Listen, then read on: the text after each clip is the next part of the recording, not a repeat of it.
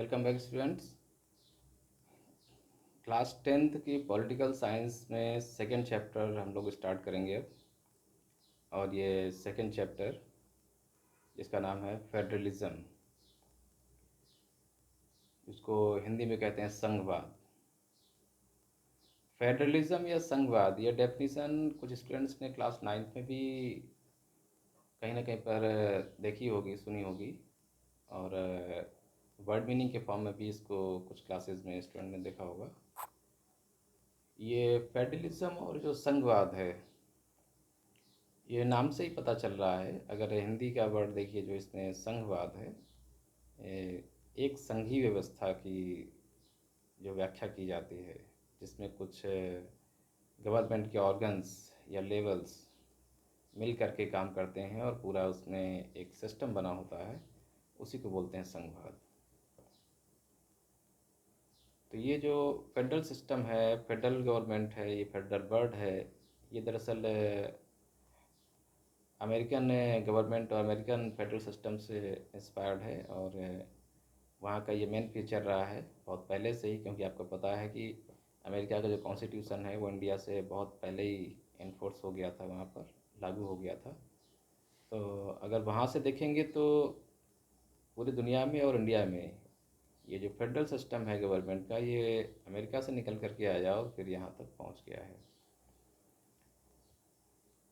अच्छा, अगर इसको हम लोग डिफ़ाइन करने की बात करेंगे तो एक लाइन में हम बोल सकते हैं कि जो फेडरलिज़्म है या फेडरल गवर्नमेंट है, ये गवर्नमेंट का ऐसा सिस्टम है जिसमें ऊपर से नीचे की तरफ, मतलब टॉप टू बॉटम साइड में गवर्नमेंट के कुछ लेवल्स होते हैं। If we want to explain in English, then this will be said that federal system or federal government is a government in which there are the some levels of government. Among these levels of government, one is for the entire country or the central government, that is responsible for the entire or whole country, governing over the whole country. And then there may be the second or the provincial governments, which will be responsible for controlling or ruling over the states. And these are the sometimes subordinate and sometimes independent from the central government. So ultimately you can say that federalism is a system of government in which the power is divided between a central authority and various smaller constituencies or smaller various constituent units of the country.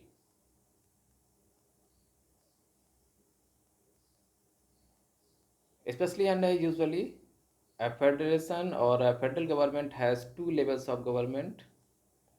One is the government for the center or for the entire country, that is usually responsible for a few subjects of the common interest and for national interest. The other or the smaller units or the state governments, these are look after much of the day-to-day administrative system in their respective states.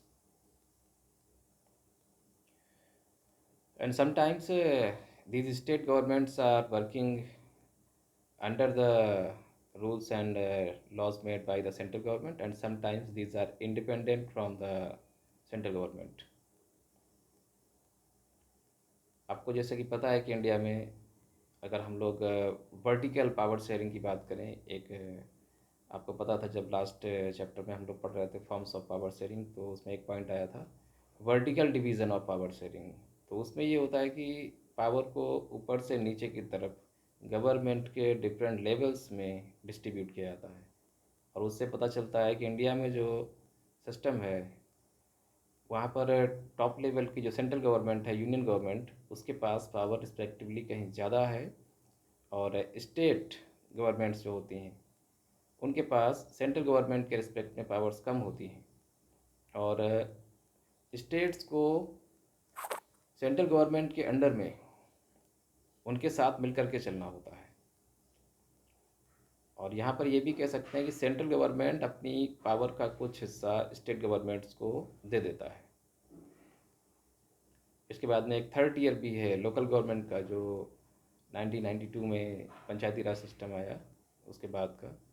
तो इसमें भी है कि state governments ने फिर अपनी power को decentralise करके उनको और स्मॉलर यूनिट्स में पंचायत्स को और लोकल गवर्नमेंट को गिफ्ट कर दिया है, उनको दे दिया है। तो ये वर्टिकल डिवीज़न है पावर शेयरिंग का, जहाँ पर पावर ऊपर की तरफ से चल करके निचले स्तर पर आती है और फिर उससे और निचले स्तर पर जाती है, और हर लेवल पर पावर का जो यहाँ पर टोटल अमाउंट है वो डिक्रीज़ होता जाता है। सीधी सी बात है, आप देखेंगे कि हमारे देश की जो सेंट्रल गवर्नमेंट है वो सबसे ज़्यादा पावरफुल है। बहुत सारे ऐसे मैटर्स हैं जो उसके पास रिजर्व हैं, फॉरेन अफेयर्स है, रेलवे मिनिस्ट्री है, कुछ ऐसे मैटर्स हैं जो सेंट्रल गवर्नमेंट अपने पास ही रिजर्व रखती है। उनमें स्टेट गवर्नमेंट्स इंटरफेयर नहीं कर सकते हैं। स्टेट गवर्नमेंट्स को कुछ मैटर्स में लिबर्टी मिली हुई है, लेकिन उनमें भी कभी कभी जो लॉज हैं और कुछ ऑर्डर्स हैं वो सेंट्रल गवर्नमेंट के ही होते हैं। अभी आप देख रहे हैं कि जो कोविड-19 के इस महामारी के दौर में लॉकडाउन लगा हुआ है, आप अक्सर देखते हैं कि पहले जो कोई भी ऑर्डर पास होता है, जो कोई भी ऑर्डर आता है वो सेंट्रल गवर्नमेंट इशू करती है, सेंट्रल गवर्नमेंट जारी करती है। उसके बाद वो ऑर्डर स्टेट गवर्नमेंट्स को फॉलो करना होता है, और सेंट्रल गवर्नमेंट के किसी भी ऑर्डर को स्टेट गवर्नमेंट्स डायरेक्टली रिजेक्ट भी नहीं कर सकते, उनको रीजन भी देना होता है। तो लॉकडाउन की सिचुएशन में आप आसानी से समझ सकते हैं कि कितना ये यहाँ पर ये जो ऑर्डर्स का फॉलोइंग केयर मैटर है ये ऊपर से चल करके नीचे की तरफ आता है। तो ये जो सिस्टम है जहाँ पर पावर ऊपर से नीचे की तरफ शेयर हो रही है, डिस्ट्रीब्यूट की जा रही है, डिसेंट्रलाइज की जा रही है, वितरित की जा रही, बांटी जा रही है, और अलग अलग लेवल्स की जो गवर्नमेंट्स हैं, चाहे वो सेंट्रल हो, स्टेट हो या फिर लोकल गवर्नमेंट्स हैं, ये अपने अपने ज्यूरिडिक्शन, अपने अपने जो इनके क्षेत्र हैं, जो शक्तियाँ इनको मिली हैं जहाँ तक, उसी क्षेत्र में दायरे में रह करके ये अपनी पावर का इस्तेमाल करते हैं। तो ये कॉन्सेप्ट है फेडरलिज्म का, इसको आप समझ गए होंगे। तो अभी स्टार्टिंग करते हुए अब नेक्स्ट वीडियो में, नेक्स्ट आगे वाले स्टेप में हम लोग देखेंगे कि इस फेडरल गवर्नमेंट के, फेडरलिज्म के कुछ फीचर्स हैं, इन सरकारों की एक क्या विशेषता होती है संघीय सरकारों की। तो नेक्स्ट वीडियो में हम लोग इसकी स्टडी करेंगे। तब तक के लिए आप बुक की रीडिंग भी करते रहिए। लास्ट चैप्टर के जो भी नोट्स फॉर्म कर लिए हैं, क्वेश्चन आंसर आपने नोट डाउन कर लिए हैं नोटबुक पे, उनको लर्न भी करना है, रिवाइज भी करना है। और किसी तरीके की कोई प्रॉब्लम आ रही तो आप मुझे फ़ोन कर लीजिएगा या फिर मैसेज भी कर सकते हैं आप। तो स्टडी को कैरी ऑन रखिए, और ये सेकेंड चैप्टर आप इस इंट्रोडक्शन के साथ में धीरे धीरे रीडिंग इसकी स्टार्ट करिए। कोई मुश्किल काम नहीं है, बहुत सारे इसमें ऐसे टर्म्स हैं और बहुत सी ऐसी चीज़ें हैं जो आपको ऑलरेडी पहले से आती हैं।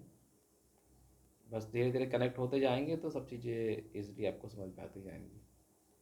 ठीक है, तो अभी आप इसको पढ़ना स्टार्ट करिए सेकेंड चैप्टर को।